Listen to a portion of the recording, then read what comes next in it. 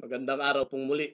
At sa ating pong pagpapatuloy tungkol sa doktrina ng tithing, atin pong pinatutunayan na sa panahon po ngayon, under the priesthood of the Lord Jesus Christ, ay tunay po na hindi kalooban ng Diyos na ipatupad sa mga iglesia ngayon ang obligatory tithing na tulad ng inutos ng Diyos sa mga household of Israel, sa mga Hudyo during Levitical priesthood.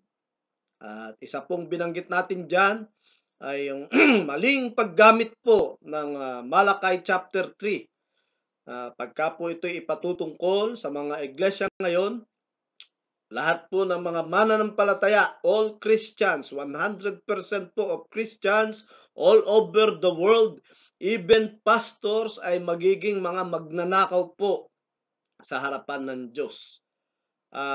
Ito po ay sapagkat hindi po magagawang tuparin ng kahit na sinong mananampalataya, kahit na po mga pastor na nangangaral ng obligatory tithing. No way na matupad po nila ang napakaraming offerings at 3 tithes na inutos ng Diyos sa household of Israel during Levitical priesthood. At makikita din po natin ang napakalaking kahalagahan ng pag-observe ng rightly dividing of the word of truth o tamang paggamit ng mga talata sa salita ng Diyos. Naalala ko po tuloy, mga kapatid, yung isang pakikipag-usap ko po sa isa nating kamanggagawa. Siya po ay mangangaral, preacher of the word of God. Pero ito pong kapatid nating ito ay isa po siyang kilalang abogado sa Quezon City. At tinanong ko po siya tungkol sa taxation. Yung po kako attorney ating value added tax. 10%, ano po? Ito po ay 12% na ngayon. Tinawag nating reform value added tax. Ano po? Pero kahit po tayo pumunta sa Kabisayaan, sa Cebu o sa Iloilo, hanggang doon sa Mindanao, basta sakop po ng Pilipinas, ito pong ating reform value added tax, walang problema, alam ng mga Pilipino kung paano susundin pagkat ito po ay batas sa Pilipinas sa pagbabayad ng buwis. Paano po kaya ako attorney doon sa ibang bansa, halimbawa po sa Africa, siya kung nabanggit noon. Wala po silang idea whatsoever tungkol sa reform value added tax. Okay?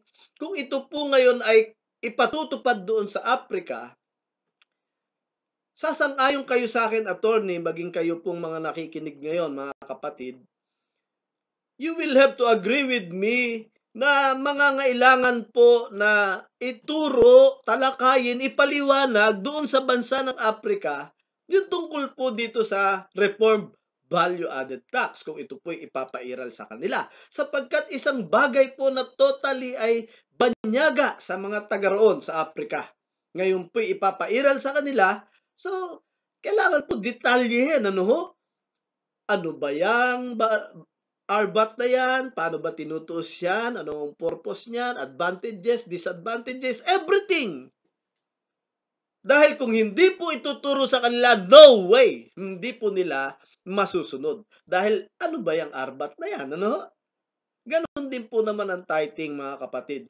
Kung kalooban po ng Diyos na ito ay ipatupad sa mga bansa outside Israel, ganon din po, may malaking pangangailangan na ito ay ituro. No? Pero bakit po sino man sa mga apostol, kahit po naman anong basa ang gawin natin, mga kapatid, wala po kahit na sinong apostol ang nagturo nito outside Israel. Lalong-lalo na po naman si Apostol Pablo, no po, na siyang hinirang ng Diyos, tinalaga ng Diyos na apostle to the Gentiles. So, mga kapatid, at hindi naman po pwede na tayo ngayong sa panahon ngayon ay tinawag ng Diyos na mangaral, ay marunong pa ba tayo sa mga apostol, mga kapatid? Higit ba ang kaalaman natin sa kalooban ng Diyos o ng Panginoong Hesukristo kaysa sa mga apostol? kung hindi po ipinangaral outside Israel, wala pong paraan na ang mga tao outside Israel ay sumunod sa obligatory tithing. Ba't ko po idinidiin yung mga Gentile nations, so outside Israel? Sapagkat yung pong mga Hudyo walang problema. No? Kahit sila'y manampalataya sa Panginoong Hesuscristo, they know about tithing. If in their hearts ay gusto nilang magbigay lugod sa Diyos sa pamamagitan ng pagtatites unto the Lord Jesus Christ, ano? Pwede nilang gawin yun. Pero itong mga converts, no? Mga Gentile converts, ay hindi po pwedeng makapagkaloob sila ng tithes o mag-practice ng tithing dahil nga po hindi sila in-educate, hindi po sila tinuruan ng mga apostol. Ngayon, wala rin po namang imposible sa Diyos. Tulad po nung panahon ni Melchizedek, si Abraham, hindi rin po naman inutusan na mag-tithes ng Diyos, ano ho? Pero sa kilos ng Espiritu ng Diyos, siya po'y nagbigay ng kanyang tithes out of a willing heart, hindi po pagsunod sa utos. Ganon din po naman ngayon. Kung ang mga mananampalataya ngayon sa Iglesia ng Panginoon, out of a willing heart, sa pangungusap ng Diyos, ay gustong magbigay lugod sa Diyos sa pamamagitan po ng pagtatites. No problem po mga kapatid. Okay lang po yon. Ang idinidiin lang po natin, nililiwanag, pinananagutan po natin up to the judgment seat of the Lord Jesus Christ, mga kapatid. Wala pong obligatory tithing. Kung magta-tithes man po, mga kapatid, it must be out of a willing heart, out of love. For without love, it will profit nothing. Ano ho? At ang malungkot kong katotohanan nito, mga kapatid, nabanggit na rin po natin, nung panahon po ng Biblia, under the priesthood of the Lord Jesus Christ, ang nanatiling naniniwala sa obligatory tithing ay yung mga Hudyo na hindi sumampalataya sa Panginoong Hesuscristo. Mga Hudyo na unbeliever, no? They believe and still practice obligatory tithing under the priesthood of the Levites. Kung hindi nga po nila kinikilala ang Panginoong Hesuscristo bilang high priest. Mabuti ba o masama? Ito ang tanong sa akin ng isa nating kamanggagawa, Brother Boy, ang magbigay ba ng tithes, mabuti ba o masama? Well, sabi ko, Pastor, nagbigay na nga po. Sa mabilis kong pag-iisip, mga kapatid, ang sagot ko, mabuti, ano po. So, Brother Boy, sabi sa Bible, sa kanya na nakakaalam ng mabuti, pag hindi niya ginawa, ito sa kanya ay kasalanan. So, it will follow, mga kapatid, na tayo ngayon na kung hindi tayo magbibigay ng ating 10% o tithes, tayo po ay nagkakasala. Well, tinanong ko po yung pastor, ano? Sabi ko, Pastor, kayo po ba ay nagbibigay ng 10% o tithes? Yes, of course, sabi niya, ganon, ano? Paano po kaya ako, pastor, kung gawin yung 20% o 50%? Yung po kaya ako'y mabuti o masama? Ang sagot po niya, mabuti daw, no? So, you will have to agree with me, Pastor, sabi ko sa kanya, at kayo po mga kapatid, hatulan nyo. Kung mabuti na gawing 20% o 50%, then it will follow na yung mga nagtatites, nagkakasala din. Kasi hindi nila ginagawa yung mabuti. Hindi nila ginagawang 20%, hindi nila ginagawang 50%. So sabi ko, Pastor, hindi ho tayo makararating sa liwanag ng katotohanan. Narito po ang doktrina, tithing. Ano ho? Before the cross, it was obligatory under Levitical priesthood. Ngayon po, after the cross, under the priesthood of the Lord Jesus Christ, ano po ang kalooban ng Diyos? Tulad pa rin po ba nung dati? Gusto ba ng Diyos na matulad sa priesthood of the Levites, ang Panginoong Hesukristo, ang priesthood ng ating Panginoong Hesukristo? Alam po natin ang sagot, mga kapatid. It is against the will of God na ang priesthood of the Lord Jesus Christ ay maging according to Aaron o Levitical priesthood. Ang gusto po ng Diyos, ang priesthood of the Lord Jesus Christ, ay maging according to Melchizedek, na kung saan wala pong umiral na obligatory tithing. So mga kapatid, maging malinaw po yan. Ano ho? Magiging katanggap-tanggap lang po ang ating mga tithes o anumang ibibigay natin unto the Lord Jesus Christ para sa gawain ng Diyos, kung tama po ang puso sa pagkakaloob. Hindi po ayon sa laki o sa porsyento ng ating ibinibigay, kundi po kailangan po ay out of a willing heart, out of love.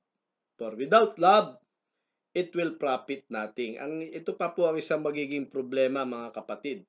Kung obligatory po ang tithing sa panahon natin ngayon, mga kapatid, alam naman natin na meron tayong mga kamanggagawa, with all due respect sa mga iba nating kapasturan, pero hindi po natin maitatanggi na may mga kamanggagawa po tayo na na-involve po sa corruption. No po? Na sila po ay hindi nasira po ang tiwala ng mga tao sa kanila. Lalo na po sa pagdating sa pag-handle ng finances, ano po? Kung tayo po ay obligado o kung kalooban po ng Diyos na pairalin sa panahon ngayon ang obligatory tithing, then we don't have a choice. Kahit po corrupt na yung pastor, kinakailangan pa rin nating ibigay ang pera sa kanila. So, ngayon po, hindi po ganoon ang case, mga kapatid, no? Maging malinaw po, hindi tayo against sa tithing, pero kung alam naman po natin na hindi nakatiwa-tiwala yung pastor, ano, wag niyo po ibibigay yung pera niyo, mga kapatid. Magbigay na lang po tayo ng in-kind siguro sa church o sa paano mang paraan, pero may karapatan po tayo na ingatan ang mga bagay, resources, finances, anumang bagay na pinagkatiwala sa atin ng Diyos, mga kapatid. Iyan po ang pagiging mabuting katiwala o good stewardship. Ano po, mga kapatid? So muli, lilinawin ko po, okay lang po ang magbigay ng tithes, pero hindi po kalooban ng Diyos na ipatupad sa panahon natin ngayon ang obligatory tithing. Isa pong dati kong pastor ang nagsabi sa akin nang kami magkausap, at ito po naman ay pangatwiran na din ng maraming kapasturan sa panahon ngayon. No? Sabi po niya sa akin, "Brother Boy, it's been established. Even before the Lord Jesus Christ died on the cross, ang pagkakaloob must at least be 10%. So it is the minimum amount of giving." Dahil sabi po at least, no, 10%. Sabi po naman ng iba, standard daw po. God's standard in giving should at least be 10%. Sabi ko po doon sa mga nakakausap kong pastor, kayo po ay sumasalungat mismo sa Panginoong Hesukristo.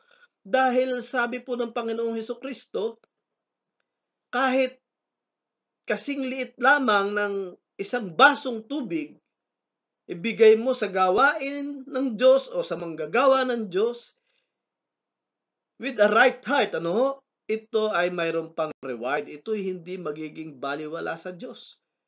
Pagkat bibigyan pa nga po ng reward eh.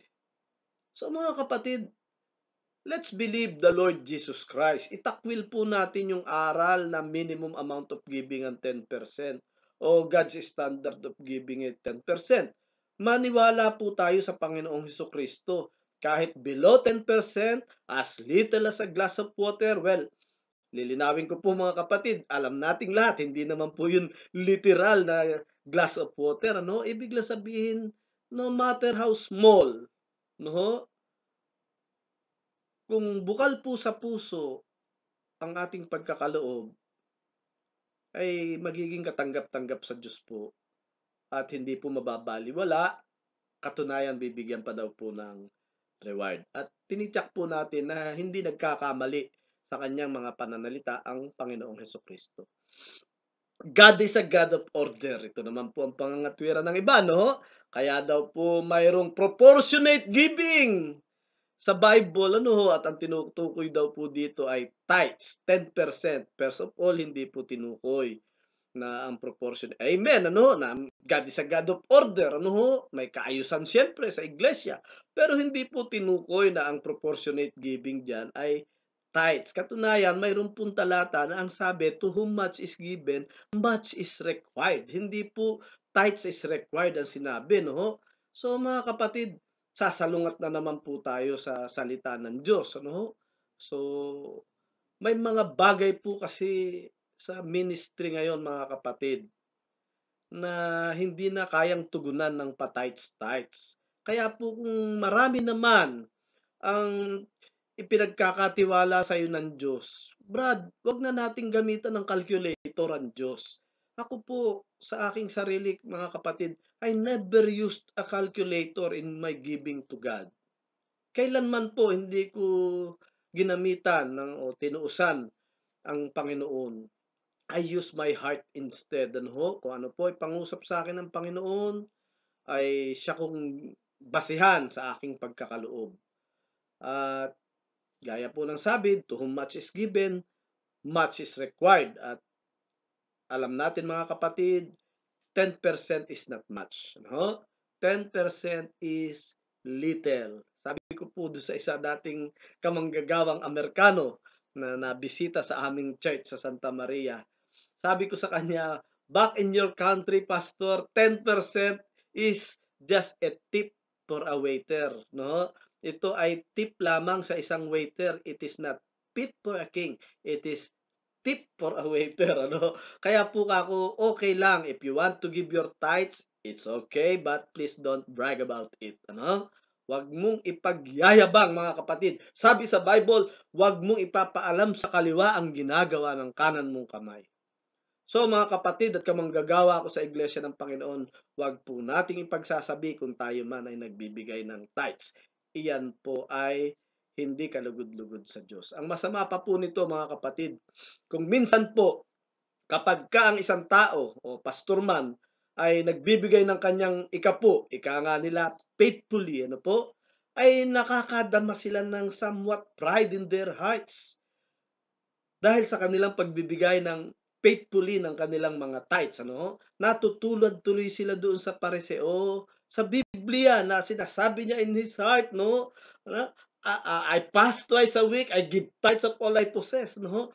At alam natin mga kapatid, ayon sa Biblia din, ang Diyos kailanman ay hindi po nalulugod sa mayabang na puso, no?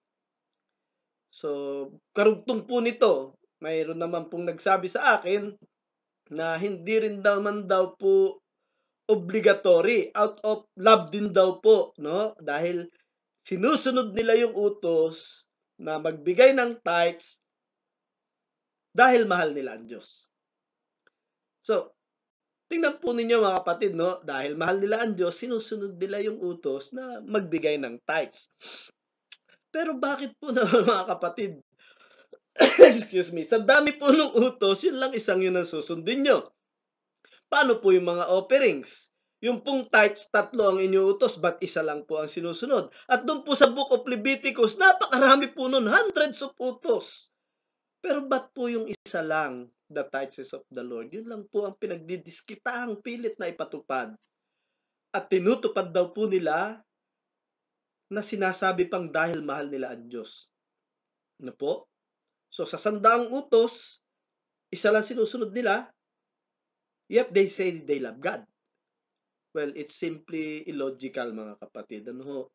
Wala po tayong makukuhang matuwid na katwiran pagka po ganun ang ating gagawing batayan. So sa pagpapatuloy po natin mga kapatid, maraming salamat.